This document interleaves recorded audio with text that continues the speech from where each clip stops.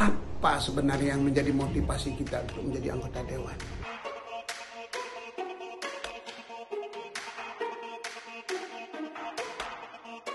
Hari ini saya ingin menyampaikan bahwa kepada seluruh teman-teman saya yang ikut berkompetisi dalam dunia politik, kalaulah hari ini kita masih juga mengiming-imingkan masyarakat dengan sedikit uang yang ada sama kita. Singkat ceritanya kita beli nih suara masyarakat.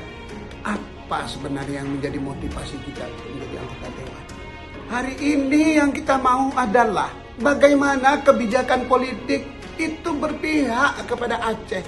Kita dorong secara bersama. Cobalah kita lihat hari ini bagaimana sumber daya alam kita dikelola secara tidak benar. Migas kita yang hari ini di depan mata kita, ini kita segera di nomor 2.